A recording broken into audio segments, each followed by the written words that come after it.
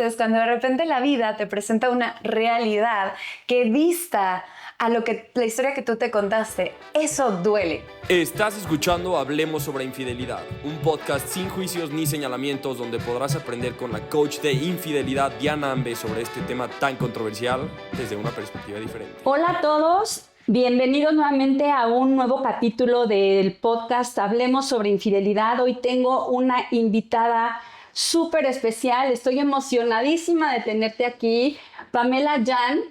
La verdad es que, una mujer hermosísima por dentro y por fuera, y la verdad, sinceramente, estoy muy feliz de que estés aquí con nosotros porque la verdad, voy a ser muy honesta, conocí a Pam en la plática de TED que hicimos con Johnny Abraham de Amor Bonito, y la verdad es que escucharte me voló la cabeza.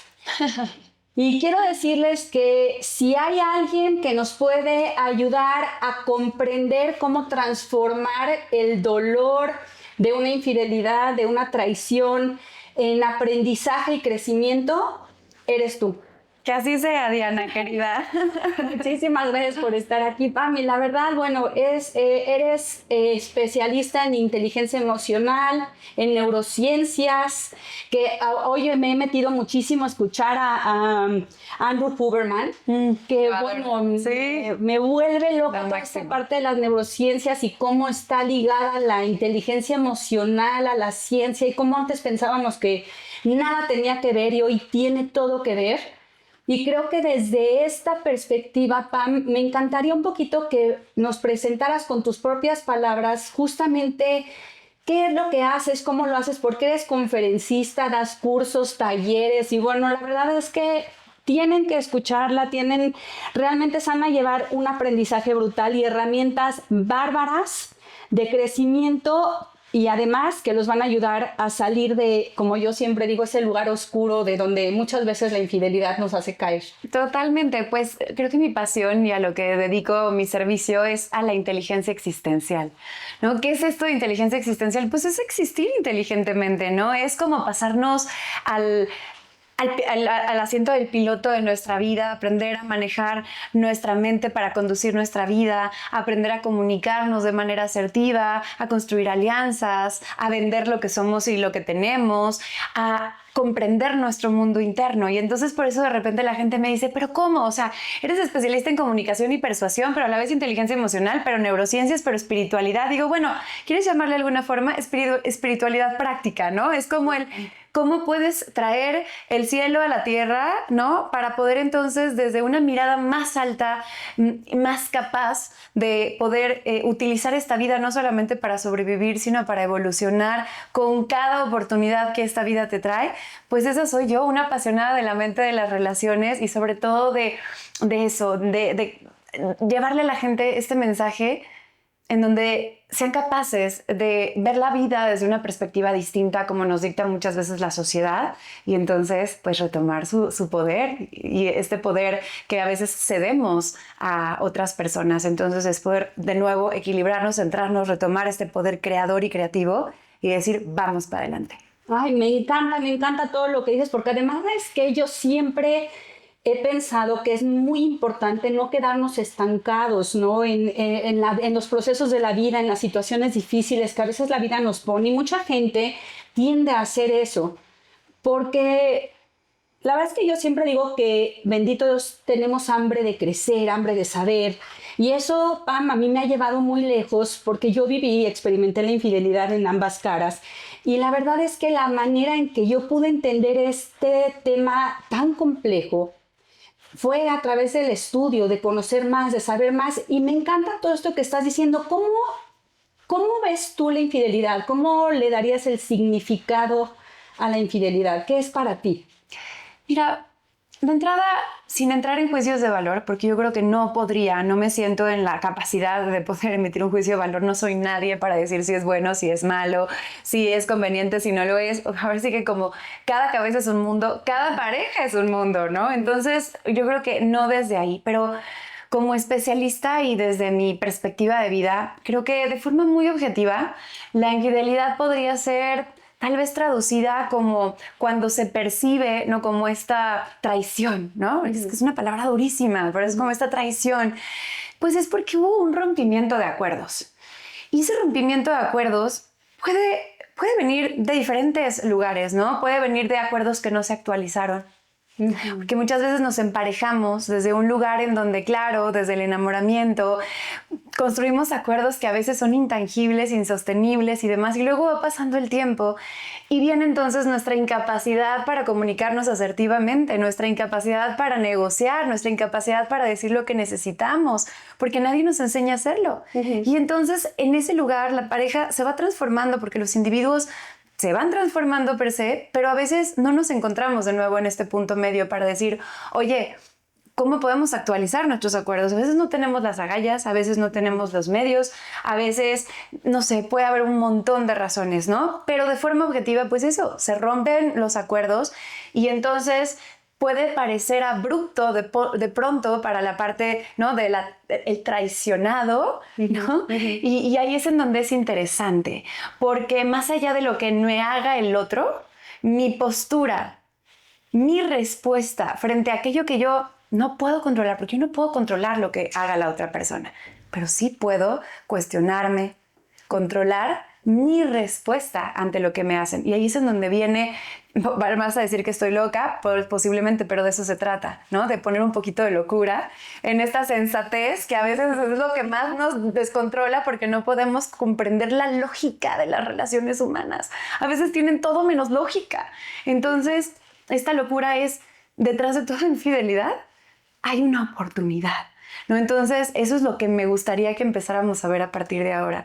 O sea, más allá de definiciones, porque esto ponga, ok, a ver, saquémonoslo de la cabeza, dejémoslo de ver de manera tan racional, tan sistemática, vamos al corazón. ¿Para qué a mí? ¿Para qué está pasando esto ahora? Y a lo mejor ahí hay una respuesta interesante. Uy, me encanta lo que estás diciendo porque justo yo he estado tratando de cambiar la perspectiva un poquito y de que la gente abra un poco la mente porque, como bien dices, sí, está encasillada en un significado muy simplista a la traición de los acuerdos de pareja, pero realmente todo lo que acabas de decir, esa y cada vez que te escucho hablar, bueno, me vuela la cabeza porque digo, ¡ay, qué bárbara! Me encanta cómo lo dices. ¿Cómo una persona que ha experimentado la traición y que se le ha vendido como algo tan doloroso, tan traumático, esas creencias que traemos cargando durante generaciones y generaciones y generaciones, puede hacer una transformación? Porque hablas mucho de eso y me encanta escucharte hablar de eso. ¿Cómo transformamos, Pam, el dolor en algo propositivo, diría yo, o algo proactivo para crecimiento y aprendizaje en nuestra vida, para ser mejores seres humanos? ¿Cómo lo hacemos? Primero tenemos que entender qué es el dolor y desde dónde vivimos el dolor. ¿Ok? Porque el dolor es inminente. Es decir, si a nosotros nos presentan una situación, normalmente que nos contamos una película de cómo tendría que desenvolverse nuestra relación, yo te puedo asegurar que en ninguna de la película que nos hemos contado ninguno hay una infidelidad de por medio, ¿no? Yo creo que ni el que la comete ni el que la vive. O sea, ninguno de los dos se lo contó en su cabeza. No, nunca. Nunca. Entonces, ¿qué es lo que sucede? Que en el momento en el que tú te cuentas una historia y ya corriste la película de tu vida, de tu relación, todo, de acuerdo a Disney. Sí, exacto, de acuerdo a Disney y el amor romántico, ¿no? Que tanto se habla hoy. Entonces, cuando de repente la vida te presenta una realidad que dista a lo que la historia que tú te contaste, eso duele. ¿Por qué? Porque el dolor tiene una principal función y es la supervivencia. ¿Ok? Entonces el dolor te va a generar que toda tu atención se dirija a algo que te está generando eso que desde la perspectiva de tu cerebro está poniendo en riesgo tu supervivencia. O sea, el dolor siempre te va a decir, aléjate de esta situación, ¿no? O resuelve, o revisa qué te está doliendo y por qué te está doliendo. Es como si yo ahorita tuviera un zapato que me aprieta, pues ese zapato, yo voy a estar platicando contigo y voy a estar incómoda porque voy a estar acomodándome el zapato. Es decir, mi cerebro no va a poder dejar de estar pensando de forma ansiosa en el zapato porque me está generando dolor. Y el cerebro, la amígdala, es bien exagerada. Entonces, todo lo que produce dolor, automáticamente es como, está tu vida en peligro, ¿no? Claro. Okay. Entonces, ahí es en donde nosotros, desde una conciencia más alta, desde este poder creador y creativo, no nada más desde la experiencia humana, porque eso es lo primero que tenemos que diferenciar. Espero no ir muy rápido, ¿no? Pero es que me llegan todas estas cosas que quiero compartir. Lo primero es como cuando nosotros, como seres humanos, estamos sintiendo ese dolor, primero es comprender que ese dolor no mata. Me encanta. Eso es lo primero, Claro. ¿ok? Porque también nos han enseñado como sociedad a huir del dolor, a darle la vuelta, no a atravesarlo valientemente, Claro. sino a ser fuertes, porque tú eres fuerte, a ti no te duele, ¿no? Claro. Y a los hombres les dijeron, tú no llores, tú sé valiente, tú no sientas miedo. Y a las mujeres nos dijeron, tú no te enojes, porque las niñas bonitas no se enojan, ¿no? Y entonces todo aquello que duele, hay emociones que duelen. Por ejemplo, ¿qué emociones duelen? ¿Qué emociones? La tristeza, el enojo, la ira. Totalmente, la sorpresa. Oye, estaba comiendo y de repente llegó mi hijo por atrás y me dijo, ¡bah! Casi se me sale el corazón. Le digo, eso no se hace, Emiliano. Y me dijo, ¿pero por qué? Le digo, porque duele. Claro. Porque no se siente bonito, ¿no? Entonces tendemos a pensar que todas las emociones que no se sienten bonito, entonces son malas. Son malas. Y hay que huir del dolor. Claro. Sin embargo, el dolor es el mecanismo que tiene nuestro cuerpo y nuestro cerebro, no solamente para adaptarse, es decir, para decir, ok, a ver, estoy aprendiendo de esta situación, me dolió, entonces aprendo de esta situación y entonces con eso aseguro mi supervivencia a futuro. Entonces no solamente me permite adaptarme, el dolor me permite evolucionar. Todo dolor en la vida es una experiencia para evolucionar. Wow, wow. ¿No? Es que esto que estás diciendo, lo quiero retomar porque creo que es trascendental entender, y era una de mis preguntas, ¿cómo podemos usar el dolor para esta evolución? ¿Cómo lo hacemos? Porque ahorita que estabas diciendo esto, no te mata, el dolor no. Hay gente que se ha sentado aquí y me dice, es que literalmente me quiero matar, me quiero morir, siento que me voy a morir. Y entonces, ¿cómo podemos hacer para afrontar esto? ¿Cómo llamarías tú esta parte del trabajo, de la transición, la transformación del dolor hacia la evolución? Gracias por esa pregunta tan importante. El dolor no te mata, lo que te mata son tus pensamientos, lo que te mata es tu interpretación de ese dolor, lo que te mata son las emociones que surgen del dolor, porque aquí fíjate, o más bien el dolor dependiendo de qué emoción surge, te lo voy a poner así, el dolor es solamente un síntoma, ¿ok? Es algo que se siente, que está dirigido a, como dijimos, llevar tu atención para hacer un cambio, ¿ok? El dolor te viene y te dice, esto me duele, entonces no lo quiero repetir. Te permite aprender, ¿va? Eso es una cosa.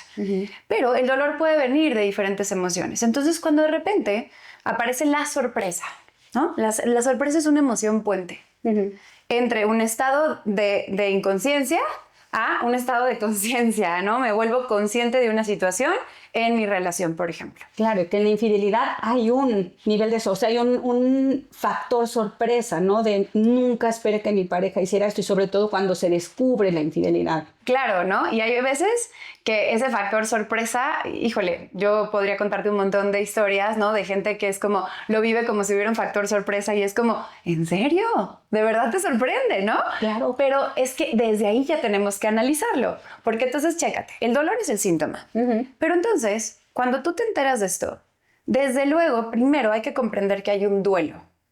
Sí. El duelo va pasando por varias emociones. ¿Qué emociones hay presentes en un duelo? La negación. La negación. No, esto no es real. No, claro. Y hay mucha gente que se queda en la negación. Le dicen, oye, pon atención. Oye, te está pintando. Oye, no lo quiero ver, no lo quiero ver, no lo quiero ver. Y por años. Por años. Y aún cuando la descubren la infidelidad, siguen en la negación. Está cañón, ¿no? Sí. Okay, entonces, negación. Sí. Hay tristeza. Tristeza. Hay enojo.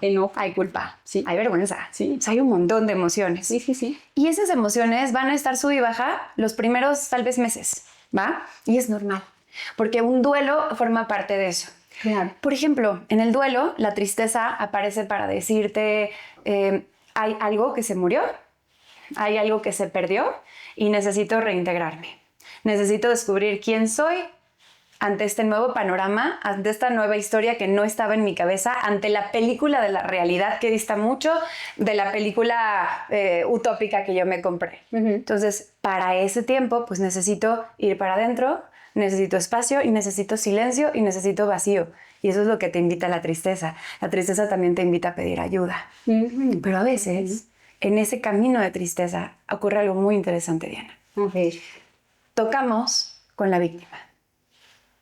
Uy, me fascina esto que estás diciendo, porque este tema de sentirnos víctimas, ¿no? La victimización. A ver, platícanos de eso porque me encanta. Ser víctimas en un entorno social tiene beneficios.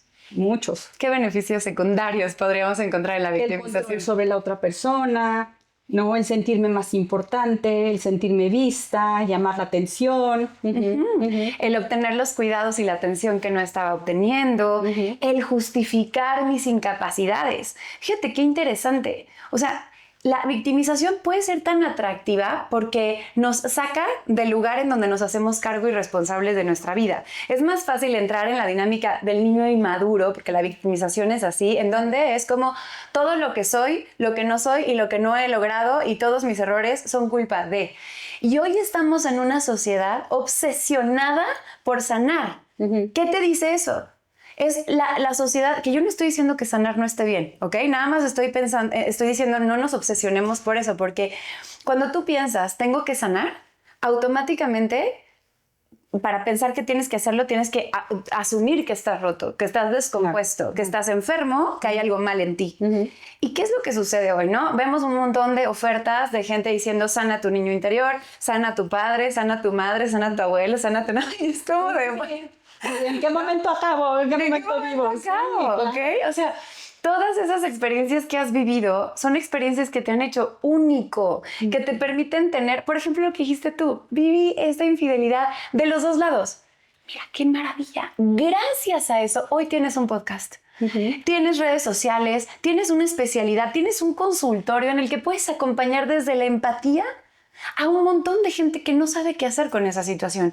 Si no hubieras pasado por lo que pasaste, Diana, no tendrías esta magia que ofrecerle al mundo. No, claro, y es que creo que ahí está la situación, Pam, que es importante transformar ahí eso, ¿no? Eso en aprendizaje. Exactamente. Ahí creo que es o lo aprovechas o lo desaprovechas. Totalmente. Porque la decisión es tuya siempre. Siempre. Y ahí es en donde, entonces ahora me regreso, ¿no? Entonces, primero, ojo acá, es cuando experimento la tristeza, voy a tender a caer en la victimización porque hay un montón de beneficios ahí. Entonces, yo lo primero que tengo que entender es que la víctima le cede su poder a los demás, ¿ok? Y si una cosa es que yo sienta tristeza como parte del duelo, otra cosa es que yo me clave en la víctima. Si yo le cedo el poder a mi pareja o a mi expareja o a las personas que están a mi alrededor o hasta a mi psicólogo, ¿no? Desde el papel de la víctima, entonces me dreno, me vacío. Al revés, lo que tengo que hacer es hacerme responsable, mirarme y aprovechar esta situación como una oportunidad para ir hacia adentro. Y entonces aquí es en donde, dentro de las mismas etapas del duelo por las que vamos pasando, hay algunas emociones que van a tender a perpetuarse, ¿ok?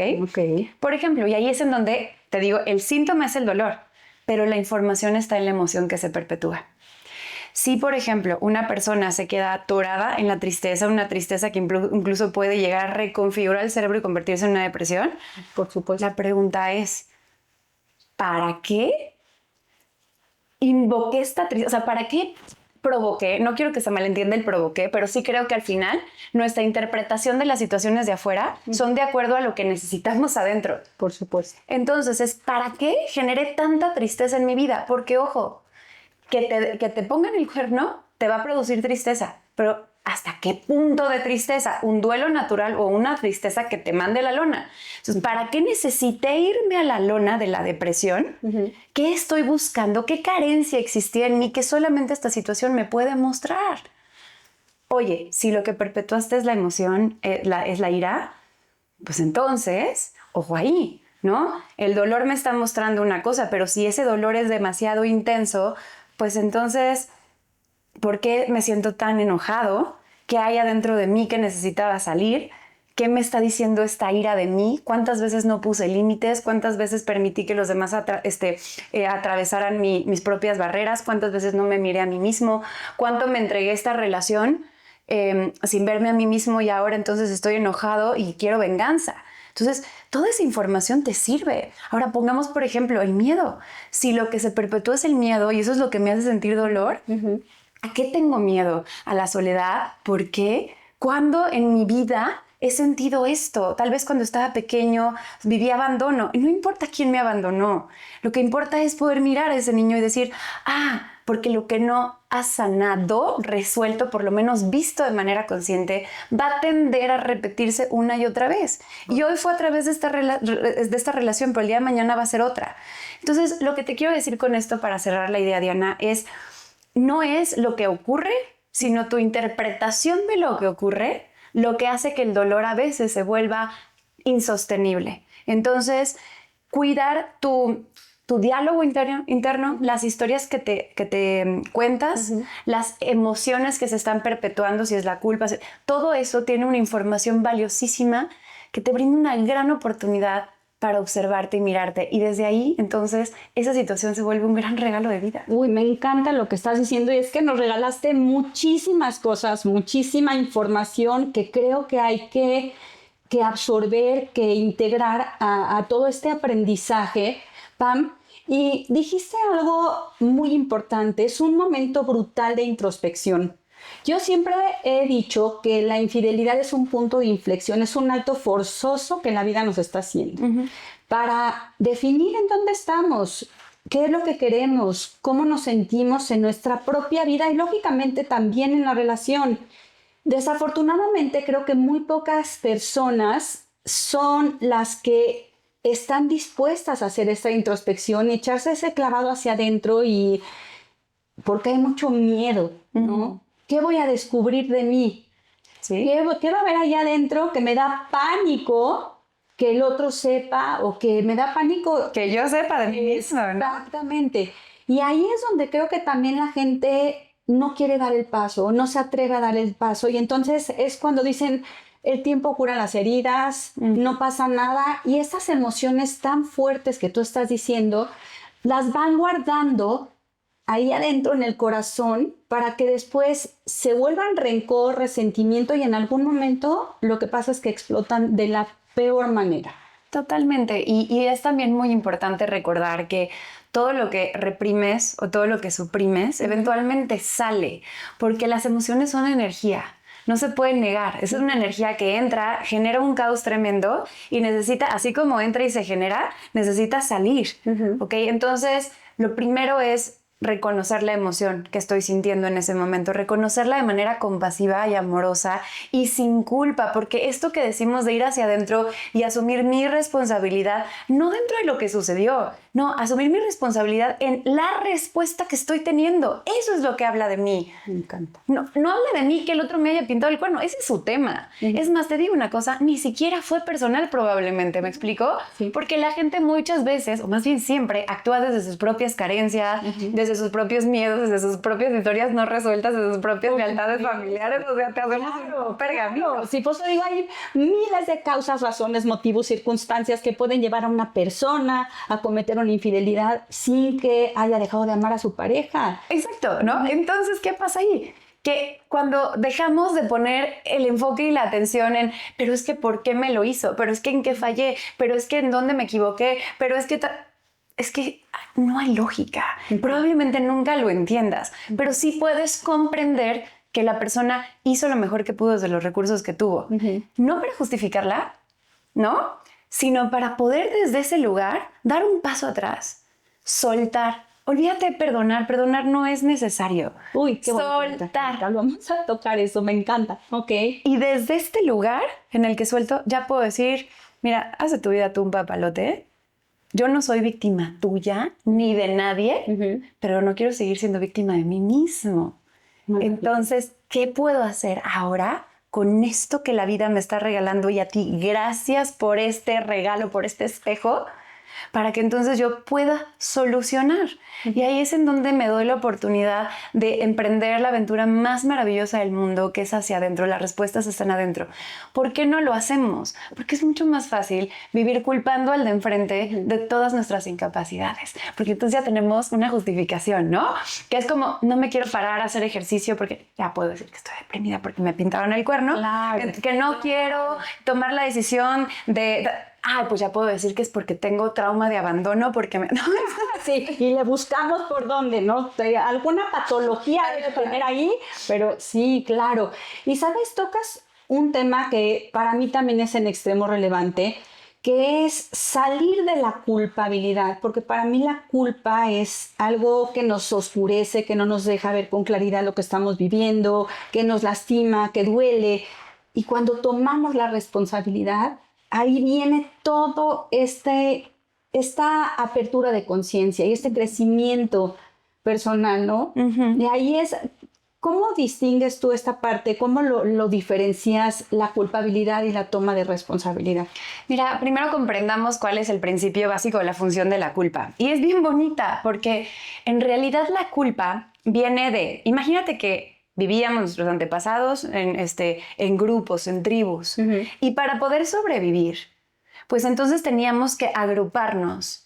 Y entonces mientras uno iba por agua, el otro cazaba, el otro cuidaba la prole, el otro sembraba, cosechaba, el otro dormía. Claro. Si todos nos dormimos, pues nos come el depredador, ¿no? Se roba todo lo que tenemos y el village de al lado, ¿no? Claro. Okay. Entonces, si tú haces algo, si tú hacías en ese entonces algo que pusiera en riesgo tu aceptación dentro de la tribu, ¿por qué? Porque fuera algo que lastima o que hiere uh-huh. o que hace daño a la tribu te puede expatriar, ¿no? Así de, vámonos para afuera. Claro. ¿Y qué pasa entonces? ¿Qué probabilidades tienes tú solo en medio de la selva de sobrevivir? Ninguna. Ok, entonces la culpa, una vez más, igual que el dolor, tiene la función de permitirte sobrevivir. Entonces, cuando tú vives algo que te genera dolor, uh-huh. la culpa es una de las emociones de las cuales puede venir ese dolor, ¿no? Okay. Y lo que te está diciendo es, ¿qué estás haciendo o qué hiciste tú, uh-huh. okay, que te generara este dolor o que está poniendo en riesgo tu supervivencia? Y entonces, ahí tú tienes de dos. Decirle, ay, culpa, ya apareciste. Ok, ¿qué pregunta tienes que hacerme? Y entonces dices, ¿qué hice yo? Ok, ¿qué responsabilidad puedo tomar en esto? Ok, puedo tomar, ok, a lo mejor no le pregunté a mi no negocié acuerdos, no hice un espacio como para poder escuchar sus intereses. A lo mejor me aboqué tanto a la relación que me abandoné a mí mismo y entonces estoy llorando en este momento, no el abandono a mi pareja, sino me abandono a mí mismo. Pues empiezo a asumir esa responsabilidad de lo que sí estaba de mi lado de la cancha. Uh-huh, uh-huh. Y ya, Diana, ya no se trata de regodearme eternamente en esa culpa, porque entonces la culpa se convierte en vergüenza. Okay. Ya no es lo que hice, que somos seres humanos y tenemos errores y no nos definen nuestros errores, sino es nuestra humildad para reconocerlos, nuestra inteligencia para repararlos y nuestra sabiduría para aprender de ellos. Wow, por favor, repite eso. Por favor. No nos definen nuestros errores, sí, sino nuestra humildad para reconocerlos, nuestra inteligencia para repararlos y nuestra sabiduría para aprender de ellos. Qué belleza lo que acaba de decir. Me fascina, me encanta. Porque ahí es donde viene realmente nuestra propia esencia, ¿no? La toma de conciencia, el crecimiento, el buscar ser mejor cada vez. Me encanta lo que acabas de decir, qué bárbara. ¿Y sabes? Es que lo que digo. ¿Y sabes qué pasa? Cuando una persona no logra perdonarse, no logra disculparse, quitarse esa culpa, entonces va a tender a estar buscando allá afuera constantemente a quien echarle la culpa del dolor que siente. ¿Ok? Entonces es como, si yo tengo tanta culpa que no he atravesado, revisado, no me he apapachado compasivamente para decir, ok, hiciste lo mejor que pudiste desde los recursos que tuviste, hiciste lo que creíste que era bueno en ese momento, actuaste desde quién eras, desde tu nivel de conciencia, ¿va? Ahora, ¿qué pude aprender de esto? ¿Qué me va a funcionar? ¿Qué no? ¿No? Hago corte de caja. Pero si no logro hacer este proceso, entonces, ¿qué pasa? Toda esa culpa empieza a a carcomerme. Y entonces, para poder sobrevivir a esa culpa, empiezo a lanzársela a alguien más. Entonces ya no es mi culpa, no, es que fue culpa, mamá, fue tu culpa, mamá, porque tú siempre me dijiste que estuviera ahí, atento a mi esposo para darme de todo. Fue tu culpa, papá, porque si tú, cuando tenía 5 años, me hubieras valorado, entonces fue tu culpa, hermano, porque... Y entonces empezamos a disculparnos a través de lanzarle nuestra culpa a los demás, y ahí es cuando nos convertimos en víctimas. Qué interesante. No me tienes... Bueno, me encanta. Me vuelve loca todo lo que nos estás diciendo. Y creo que has estado dando muchísimas herramientas. Yo siempre digo que hay preguntas que necesitamos hacer, que nos dan muchísima información de cómo desmadejar todo este desafío de vida tan grande como es la infidelidad. Y ahorita hiciste preguntas bárbaras que creo que necesitamos anotar, así es de que detengan el video, regrésenlo, vuelvan a verlo y escriban todas las preguntas, porque para mí es valiosísimo. Todo lo que nos estás dando son herramientas poderosas. Y tú hablas de está muy sobrevaluada la sanación, pero la gente lo escucha así, ¿no? Y cuando le dices, es que yo quiero sanar la infidelidad, de hecho ayer di una masterclass de los primeros pasos para sanar, porque digo, no hay un curso para sanar, porque no hay 1, 2, 3, no hay las 3 pasos, no hay, sino que más bien son herramientas e ideas que la gente puede ir aplicando, y ahora nos acabas de dar bellezas de herramientas. Es que sabes que, Diana, que sanar a veces es un término muy ambiguo. Eso es lo que sucede, ¿no? Que entonces no sabemos qué implica sanar. Te voy a decir, por ejemplo, qué es lo que yo creo frente a este tipo de situaciones. Por favor. Mira, si bien para mí la mente, el pensamiento y las emociones son, pues, algo importantísimo que tenemos que aprender a manejar de forma consciente, es una realidad que la mente llega hasta donde el sistema nervioso puede. Entonces, si el sistema nervioso está desregulado, ¿okay? ¿Cuál es nuestro sistema nervioso? Ese que crea como este equilibrio entre estrés y relajación, que nos permite hacerle frente a los estreses de la vida desde un lugar en donde nos sentimos seguros, en donde nos sentimos capaces, en donde sentimos que podemos con esto.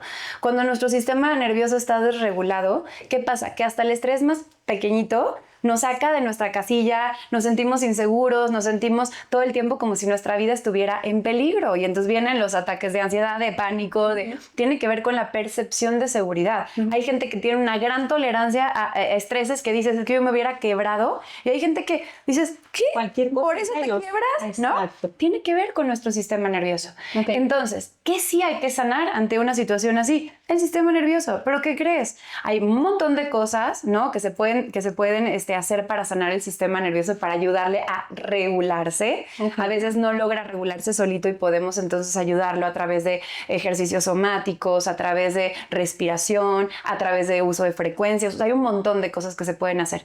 Pero cuando nosotros vivimos una infidelidad, lo primero que hay que comprender es que viene, a menos de que hayamos elegido retomar la relación, pero aún si decidimos retomar la relación, hay algo que se murió. O sea, ya no volvemos a ser los mismos, ya la relación no vuelve a ser la misma. Y esa era una de las preguntas, exactamente. Si estabas de acuerdo en eso, y cómo trabajas tú esa parte, cómo lo percibes. Pues mira, si estoy de acuerdo o no, creo que eso es así, que cada quien su perro y que cada quien lo bañe. No, si estás, pero sí, que no se regresa a la misma relación. A la misma relación. No puedes regresar a la misma relación porque no eres la misma persona. Y entonces hay que hacer acuerdos distintos, y hay que casi volver a presentarnos de hola, mucho gusto, ¿no? En quién me convertí a partir de este proceso. Pero sí creo que se vale regresar siempre y cuando cada quien haya hecho primero el proceso de aprendizaje. Y luego entonces podemos resignificar. Porque si no aprendemos y nada más resignificamos, pues entonces es desde la cabeza, no es real. No sucede, no hay magia, no hay alquimia, no hay transformación. Exacto, que es uno de tus libros que me encanta el título, que es La alquimia del pensamiento. Exacto. Sí, eso es... La alquimia es como la transformación, es manejar todo esto, ¿no? Es como... Es a nivel profundo. Sí. O sea, cuando una sustancia entra en contacto con un catalizador que genera el cambio, ¿no? En este caso, por ejemplo, la infidelidad es el catalizador. Como dijiste tú, ese momento en donde es un antes y un después, es el catalizador que acelera el cambio. Claro. Entonces, como esa, hay un montón de situaciones en la vida que le llaman la noche oscura del alma, pero yo digo que es la noche oscura del ego, Ajá. porque es la que nos quiebra y nos ayuda a realmente recordar quiénes somos en esencia, ¿no? A Claro. quitarnos máscaras, a Claro. rompernos. Porque ahí se rompe todo. Y Así es. Se rompen nuestras historias, Sí. expectativas, pero es maravilloso porque creas ese vacío para entonces un montón de posibilidades nuevas. Claro. Pero entonces, sí, por supuesto que cuando hay digamos, este rompimiento entre la pareja, lo primero que ocurre es que viene el duelo en donde nosotros no solamente, a diferencia de cuando una persona muere, una persona muere y esa persona pues a lo mejor no la volvemos a ver, bueno, más bien no la volvemos a ver, ¿no? No volvemos a tener una conversación, no, cambia un montón nuestra vida. Pero cuando se trata de la pareja, porque al final es como si muriera, ¿no? ¿Qué pasa? También deja una huella energética en nuestro cuerpo. Y esto no estoy hablando de un tema metafísico, no. O sea, neurológicamente, a nivel del sistema nervioso, nuestros sistemas nerviosos quedan ya entrelazados. Entonces, el cuerpo a nivel celular y a nivel energético tiene que reaprender quién es sin la energía de la otra persona. Claro. Entonces, es un proceso que puede tomar, dicen por ahí, dependiendo de las emociones y las historias que a veces, como decíamos, perpetúan, pero aproximadamente 3 meses. Pero digamos como a nivel celular, a nivel energético, el sistema nervioso es eso. Entonces, tu sistema nervioso necesita reaprenderse, tus células necesitan reaprenderse, tu cerebro, tu energía, tu cuerpo, ¿no? Necesita reaprender a vivir sin esa persona. Claro. Entonces, ¿qué pasa aquí? Eso sí hay que sanarlo. ¿Ves a lo que me refiero? Claro, y es que hay que ayudarle al cuerpo. Lo que estás diciendo, porque es el cuerpo sabe perfectamente lo que necesita y te lo exige, ¿no?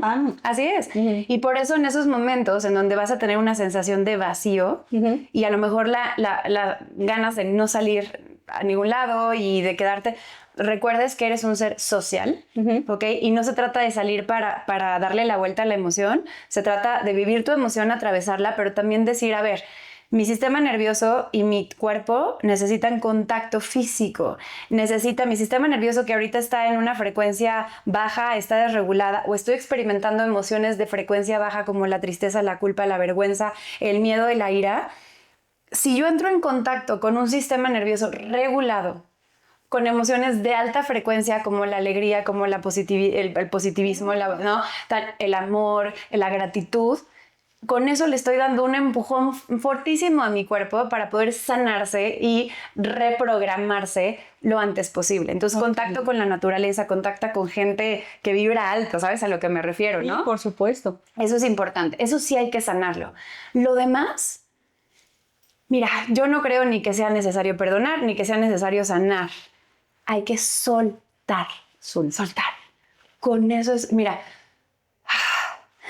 Claro, porque además hay cosas que no están en tu control. Y yo digo, si tu vida se vuelve una lucha y quieres estar controlando todo y todo el tiempo estás ahí en ese proceso de ¿qué va a pasar? Y aquí es esta pregunta que también te quería hacer. Y es que hay tantas cosas que estás diciendo que ya no sé por dónde irme, pero... Porque dices cosas súper interesantes y primero quiero hacer 2 preguntas. La primera es... Yo siempre he pensado que es importante abrazar la incertidumbre de lo que pueda venir adelante. No tienes el control sobre eso, no tienes el control de que tu pareja pueda volver a serte infiel, no tienes el control de que tú más adelante lo seas, no tienes el control de que tu relación pueda o no funcionar. Entonces, ¿cómo abrazamos esa incertidumbre? Porque además, justo estaba escuchando ahorita que hablaste tanto de los estreses, del estrés, que decía Andrew Huberman, escuchaba yo un podcast de hoy en la mañana de él que decía que el estrés tiene una razón de ser. Claro. Que además nos impulsa a buscar ese bienestar, ¿no? El cuerpo nos está diciendo algo y lo hemos satanizado tanto que no nos damos cuenta que tiene una razón muy importante de ser. Claro. Y cuando hay incertidumbre, hay estrés, invariablemente. ¿Cómo pueden? Y luego voy a hacer la otra pregunta del perdón, que esa es forzosa, pero es, ¿cómo manejamos esta incertidumbre, este estrés del no saber qué sucede? Y y la gente me dice, claro, es muy fácil que lo digas, hay que soltar. ¿Cómo suelto? Ok.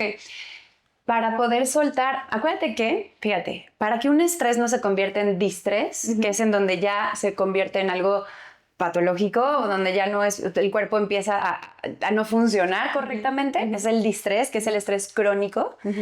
Tiene que ver con una percepción de seguridad. O sea, simplemente tome nota de esto. Percepción de seguridad.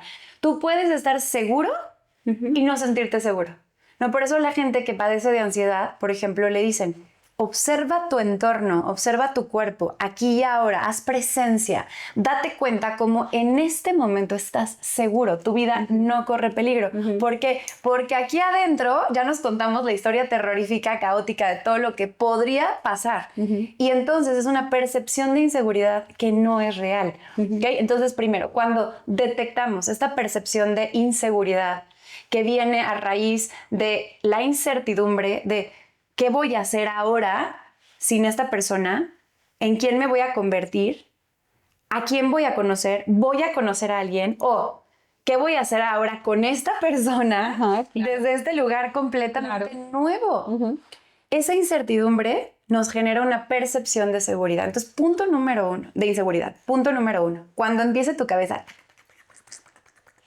en ese momento, haz presencia. Entonces, hay dos maneras muy importantes de hacer presencia. Una es inhala y exhala con conciencia.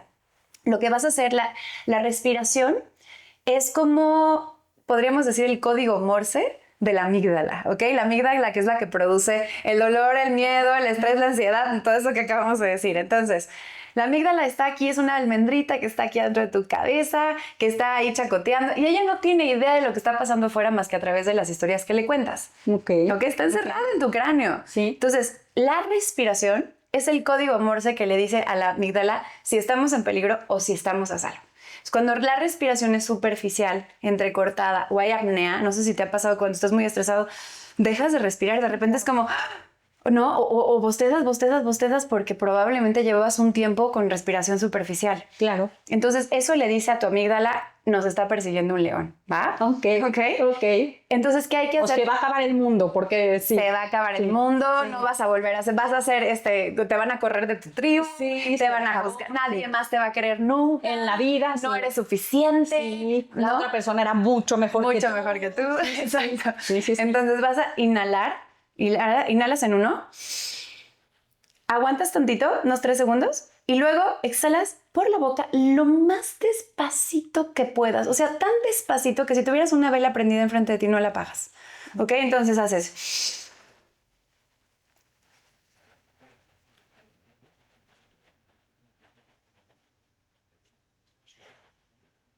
Y mientras estás haciendo eso, vas a hacer un escaneo de tu alrededor. ¿Qué hace un perro cuando llega a un lugar para sentirse seguro?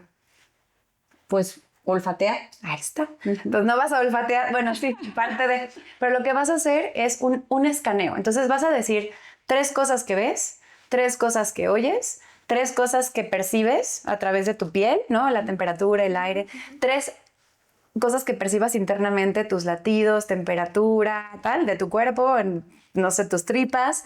Y 3, bueno, puede ser también el sillón, ¿no? Y 3 cosas que huelas. Es decir, vas a activar tus sentidos y vas a decir 3, ¿ok? Mientras estás haciendo este ejercicio. Porque, ¿qué hace esto? Le hace saber a tu amígdala que estás seguro, que estás en un espacio seguro y que en este momento esa historia no es real.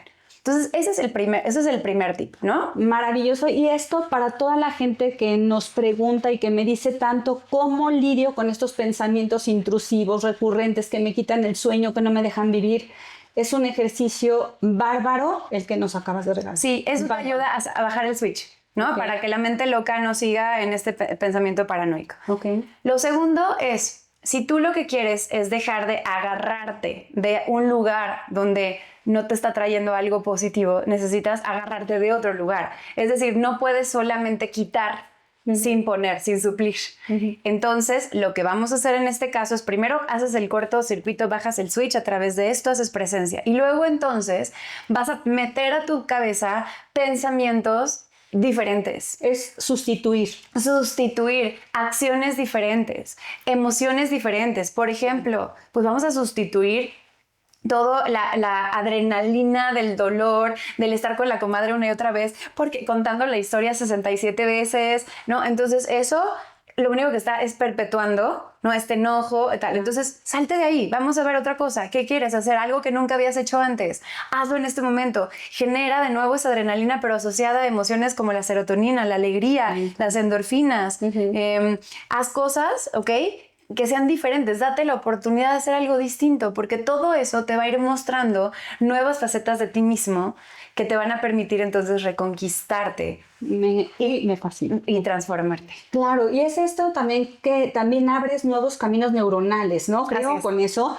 Y al sustituir todo lo negativo por algo que te da bienestar, porque ahorita decías algo de que siempre haces lo mismo y te la pasas con la comadre platicando, y yo les digo, ya no escuchen cosas sobre infidelidad. Sí. Por favor, yo hablo en todos mis episodios y de hecho hablamos, pero también creo que es importante dar un giro, ocupar tu mente, salir de ese espacio que parece cómodo, pero es altamente incómodo. Así es, o sea, esto es la cuchara. No es el alimento, esta es la cuchara, es el instrumento para poder entonces crear una nueva receta con tu vida. No te compres que la historia está, que es la cuchara, no te vas a comer la cuchara. Entonces todo lo que leas, todo lo que escuches, todo lo que sea, que no sea nada más para seguir ahí duro y dale masticando y rumiando lo mismo, sino decir, ok, ¿qué herramienta nueva tengo? ¡Pum! Ya está. Hago una nueva mezcla, hago una nueva receta de mi vida, pero que no sirva como luego, no sé si te ha pasado como terapeuta, a mí me ha pasado que de repente la gente para lo único que quiere ir a terapia es para justificar, ¿no? Encontrar razones para justificar el no salirse de su zona de inconfort, porque de desconfort. No, por supuesto, es lo único, por supuesto. Y oye, Pam, nada más, regresando a este tema del perdón, yo digo que el perdón, y a veces sé que me van a matar y a veces digo es que me odian por esto, el perdón está sobrevaluado, o sea, está como demasiado valorado, y a veces digo, es que no puedes perdonar si no hay una aceptación, si no hay un proceso de, ok, transformar la situación que estoy viviendo. Y la gente me dice, es que no se puede perdonar, y me lo preguntan una y otra vez, y lo expreso nuevamente. El perdón vendrá en algún momento, y si sí, qué bueno. Y si no puedes perdonar a tu pareja, también no importa nada, o perdonarte a ti mismo, ¿no? Creo que eso llegará, y si sí, qué bueno, y si no, también.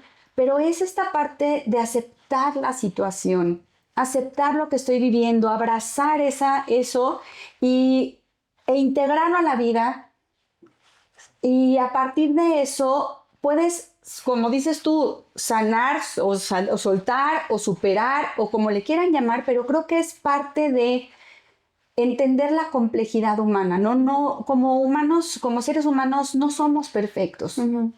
Y nos han pintado todo esto tanto de tenemos que sanar, tenemos que perdonar y entonces se nos está yendo, a mucha gente se le va la vida en no puedo perdonar. Perdonar.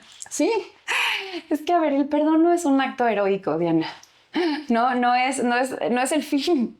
El perdón es una consecuencia. Y es una consecuencia que se da de manera natural cuando hacemos otra parte de la chamba. ¿Okay? El perdón no es algo que nosotros propiciamos. El perdón no es algo que generamos, no es algo que buscamos, ni hacia nosotros mismos ni hacia los demás. No está en nuestro control.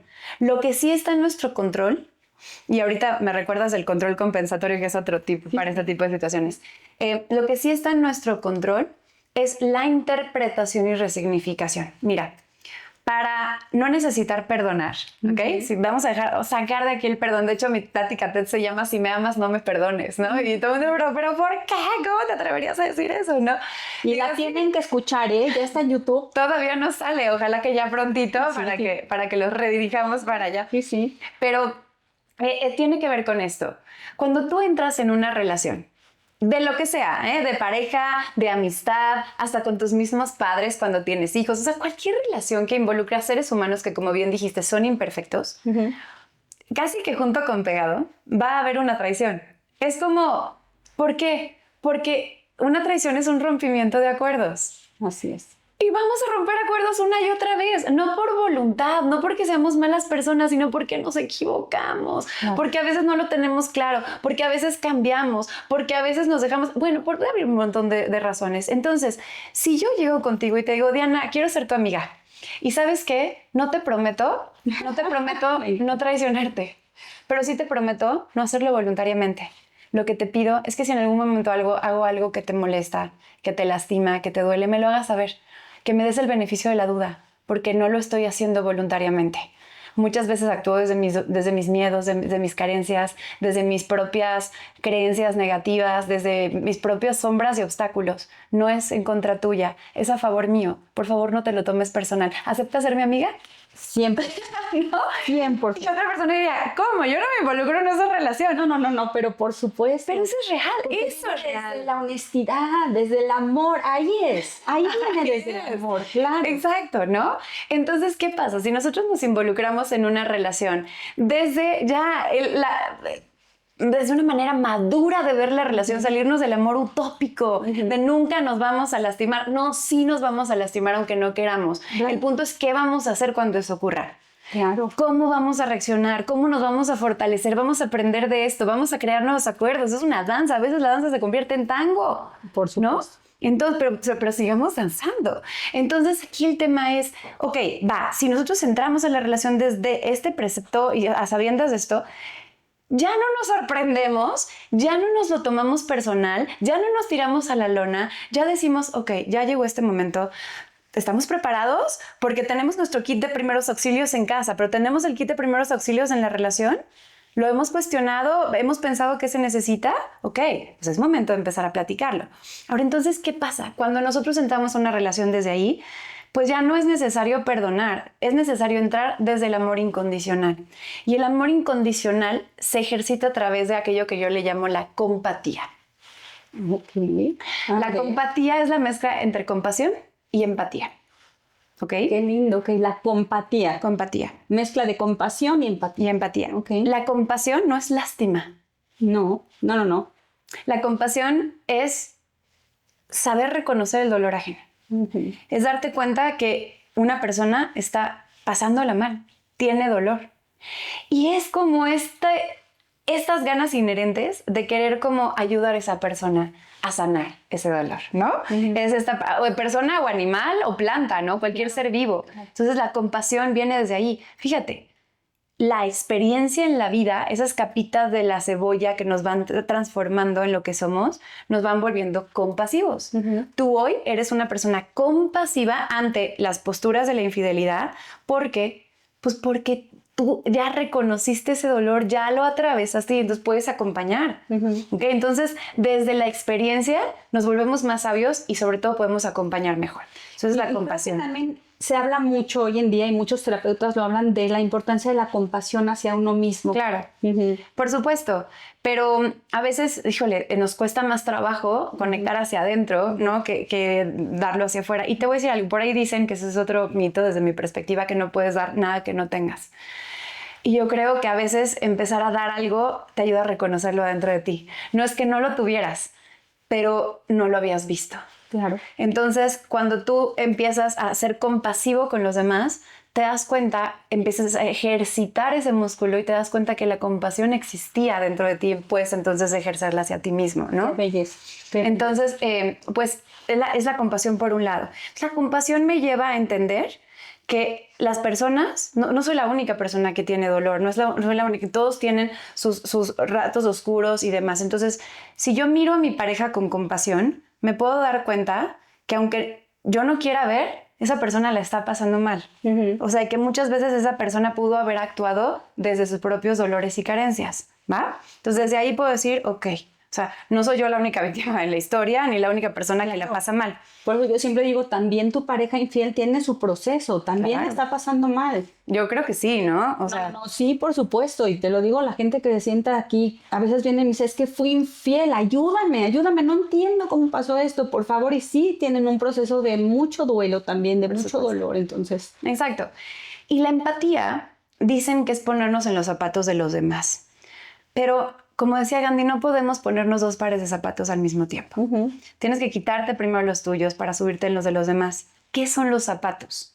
Los zapatos son, como le llamo yo, los filtros internos. Es nuestra historia de vida, nuestras experiencias, nuestra cultura, religión, educación, enseñanzas familiares, ejemplo, todo lo que traemos, todo el bagaje que nos hace únicos, claro, se convierte en un filtro a través del cual vemos la realidad.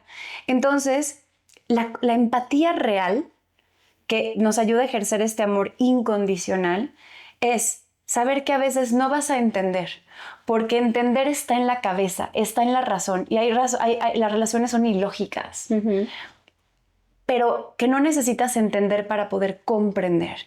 Comprender, para mí, mi mantra para comprender es, si yo hubiera nacido, crecido, vivido lo que esta persona, muy probablemente actuaría o pensaría igual. Desde ese lugar, no la justifico y puedo no estar de acuerdo, pero puedo comprender. ¿Y sabes qué me da a comprender? No tomármelo personal.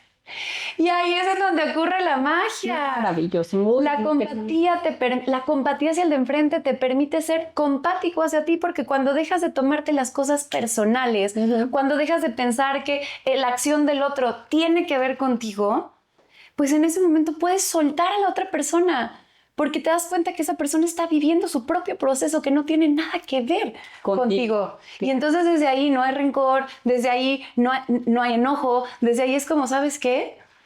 Te amo incondicionalmente. ¿Qué significa esto? Puedo ya no querer estar contigo. ¿Por qué? Porque me lastimaste, porque me hieres, porque elijo no volver a confiar, porque no voy a... Por lo que sea, puedo elegir. O porque te dejé de amar. Porque te dejé de amar. Claro. Hay dos tipos de amores, ¿no? El amor condicionado, que es el de la pareja. Tienes que cumplir con ciertos acuerdos y condiciones para que yo quiera estar contigo y ser tu pareja. Se rompieron esas condiciones, puedo elegir ya no estar contigo y ser tu pareja. Sin embargo, lo que siempre perdura es el amor incondicional. Este amor en donde no sé por qué lo hiciste, pero no me lo tomo personal. Y entonces, ¿sabes qué? Gracias por la herida, gracias por esta oportunidad, sigue tu camino, no hablo mal de ti, te respeto, no te guardo rencor, deseo lo mejor para ti y de esa manera me voy vibrando alto a buscar mi propio camino. Uy, qué bárbara. No, qué belleza todo lo que nos acabas de regalar, Pam. Creo, de verdad, hay muchísimo que aprender, hay muchísimo a lo que estar abiertos y a veces... De verdad, yo digo, hay que abrir un poquito el espacio para que entre la luz. Y hoy nos has regalado muchísima luz, de verdad, para toda la gente que está experimentando estos procesos tan difíciles de vida, que creo que en cierta manera toda la carga social, la sociedad, las comunidades nos los han hecho aún más difícil de comprender. Mucho más difícil. Sí, a veces vivimos nuestra situación, no desde donde nosotros queremos o desde nuestra verdad personal, ni siquiera nos damos un brinquito para adentro para decir, a ver, yo, Pamela, ¿cómo elijo vivir esta situación? Lo hacemos desde las emociones de la otra persona, desde las creencias de la otra persona, desde lo que dicta la sociedad, cómo hay que ser. Entonces nos volvemos como zombies, que nada más vivimos resonando creencias de otras personas, ¿no? Y es que aparte, si tú imagínate, de repente vives tú una infidelidad y tú respondes desde un lugar de conciencia más alto, desde todo lo que hemos hablado, la gente entonces te tacha de loco, la gente entonces llega la amiga, pero ¿qué le pasa a esta idea? Y no sé qué, y llega tu papá y te dice, pues la voy a matar, y entonces tú empiezas a recibir todo esto y mantenerte en tu verdad, en tu centro y en decir, a ver, esa es la historia que ellos están contando. Yo elijo adoptar esa historia suya como mía o elijo contarme mi propia historia. Uy, y me fascina esto. Y sabes, nada más también hablas de las voces internas. Y ahorita que estás hablando de todo esto, de todo el bombardeo que tenemos hoy en día en las redes sociales, todos los pseudoexpertos, y me da mucha pena decirlo, que a veces digo, por favor no digan eso, porque hay muchas parejas, muchas familias que se pueden salvar, que pueden reparar, que se pueden reconstruir, y cuando decimos esto, muchas rompen por la mala información o la desinformación que hay. Entonces, todas estas voces externas nos afectan muy negativamente y nos pueden llevar a una ruptura que no deseamos tener. Claro, porque a lo mejor es un punto de partida. A lo mejor es lo que hace que salga a la superficie un montón de cosas que no se han hablado, ¿no? Y por diferentes incapacidades, a lo mejor surgen nuevas oportunidades. A lo mejor surge el, pues no, con esto me doy cuenta que ya no es aquí donde quería estar y tenía miedo de decírtelo. O sea, cada pareja es un mundo. No podemos, ni como especialistas, atrevernos a decir, sí, perdona, no regreses, es bueno, es malo, es un hijo de la fregada, una hija de la fregada. No podemos. No, por supuesto que no. Es completamente poco profesional y y poco humano. Y poco humano. No somos dioses, no somos perfectos. Claro. Y más rápido que hay un hablador que un cojo. Y no estamos viviendo en los zapatos del otro, como tú dices. No hay esa compatía que tú dices. Así es. Trata uno de serlo, pero no entras más allá. Oye, me encanta todo lo que nos estás diciendo, Pam. Y te quiero, pues es que te iba a decir qué herramienta nos quieres regalar, pero nos has regalado. Sí, ¿te acuerdas que te dije lo del control compensatorio? Eso, control compensatorio. Esta es la tercera herramienta, ¿no? Dijimos lo de la respiración, lo del escaneo. Sí. Y lo de también de empezar a ocupar estos espacios con nuevas experiencias. Sí. Pero ahí te va.